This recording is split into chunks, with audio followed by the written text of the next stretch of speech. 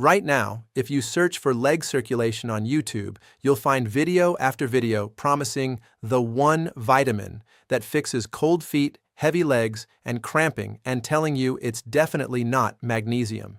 Here's what almost none of those videos tell you: there isn't one vitamin. Real vascular health after 60 involves at least 4 or 5 different nutrients working together, plus a warning sign that has nothing to do with vitamins at all, one that a surprising number of people miss for years.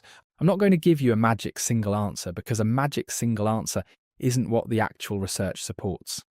What I'm going to give you over the next 20 minutes is the complete, honest picture. Which nutrients actually have evidence behind them, what magnesium's real role is, the warning sign you should never ignore, and exactly what to bring to your next doctor's visit. Let's get into it. Let's start with the basics of why this happens in the first place. Your legs are the furthest point from your heart, which means blood has to travel the longest distance, against gravity, to get there and back. As we age, blood vessel walls naturally lose some elasticity, a process related to reduced collagen production and increased oxidative stress on the vessel lining. At the same time, many people become less active over time, and since your calf muscles act almost like a secondary pump, helping push blood back up toward your heart with every step, reduced walking directly reduces that pumping effect.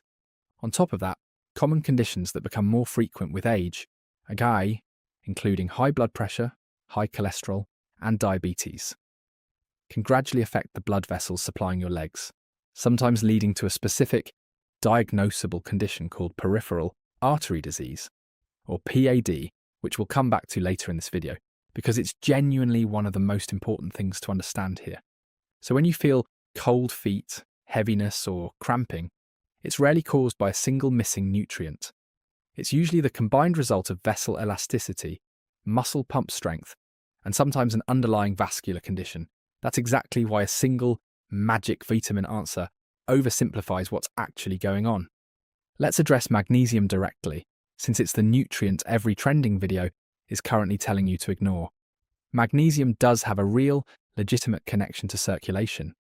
Research has linked magnesium deficiency to vasoconstriction, meaning a narrowing of blood vessels that can reduce blood flow and contribute to elevated blood pressure. Magnesium is also well documented for its role in reducing nighttime muscle cramps, which is one of the most common leg complaints in this age group. So why are so many videos suddenly saying it's not magnesium? Likely because magnesium has already been widely publicised for years as the go-to leg cramp nutrient, and a not what you think framing performs better for getting clicks than confirming something people already believe. Magnesium isn't wrong, it's incomplete. It's one piece of a bigger picture, not a piece to be dismissed. The first often overlooked nutrient is vitamin D. Beyond its well-known role in bone health, vitamin D receptors are present in the cells lining your blood vessels, called endothelial cells, which regulate how easily vessels relax and constrict. Research has associated low vitamin D levels with increased arterial stiffness and reduced vein elasticity, both of which directly affect how efficiently blood returns from your legs. Vitamin D deficiency is also extremely common in older adults, particularly in the fall and winter months when sun exposure drops, making it one of the more likely, easily testable deficiencies behind circulation complaints. A simple blood test can check your vitamin D level, and if you're deficient, correcting it is usually straightforward under medical guidance. Next, vitamin C and vitamin E, which work in complementary ways. Vitamin C plays a critical role in collagen production, and collagen is what gives your blood vessel walls their strength and flexibility.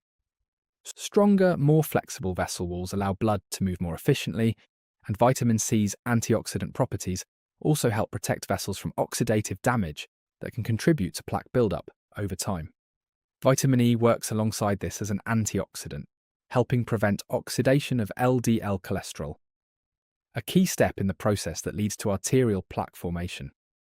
Between the two, citrus fruits, berries, and leafy greens cover vitamin C well, while nuts, seeds, and vegetable oils are strong vitamin E sources. Here's a connection that almost never makes it into these videos, and it's one of the more important ones: the B vitamin group, specifically B6, B12, and folate, Rs, and a compound called homocysteine. Homocysteine is an amino acid that, at elevated levels, has been associated with damage to artery walls and an increased tendency for blood to clot more easily, both of which can impair circulation over time. B6, B12, and folate work together in your body to help keep homocysteine levels in a healthy range. This is particularly relevant for older adults for a specific reason. B12 absorption naturally decreases with age, and it's further reduced by certain long-term medications, including some used for acid reflux and diabetes. B12 deficiency is also frequently the cause behind numbness or tingling sensations in the legs and feet, symptoms that get lumped into poor circulation, but are actually a nerve function issue related to vitamin status, not blood flow itself. This is exactly the kind of nuance a blood test can clarify rather than guessing. Omega-3 fatty acids found in fatty fish like salmon, mackerel, and sardines, or in supplement form, are another well-supported piece of this picture. Omega-3s have been shown to help reduce inflammation throughout the vascular system and support healthy blood flow, and several longevity-focused physicians include them as a daily staple for exactly this reason. Now here's the part I think is more important than any nutrient on this list: a condition called Peripheral Artery Disease, or PAD. PAD happens when plaque builds up in the arteries supplying your legs, restricting blood flow, similar to how plaque can build up in arteries supplying your heart. The classic warning sign is a specific, distinct symptom called claudication, cramping or aching pain in your calf, thigh, or hip that reliably comes on with walking or exercise, and then reliably goes away with a few minutes of rest. This is different from general heaviness or occasional cold feet. The pattern, pain that predictably starts with activity and predictably stops with rest, is the specific clue doctors look for. PAD is diagnosed with a simple, painless test called an ankle brachial index, which compares blood pressure readings in your ankle to readings in your arm. Here's why this matters so much. PAD isn't something any vitamin, however well chosen, is going to resolve on its own if it's present. It requires medical evaluation, and if diagnosed, it's also considered a marker for cardiovascular risk more broadly, meaning it's worth taking seriously rather than treating as a nutrition question. If you experience that specific walk then rest pattern of leg pain, that's a conversation to have with your doctor directly, not a supplement to try first. Before we get to the action plan, one more thing deserves emphasis. Your calf muscles function as a secondary pump for returning blood to your heart, and regular walking is one of the most well-established ways to support that pump function.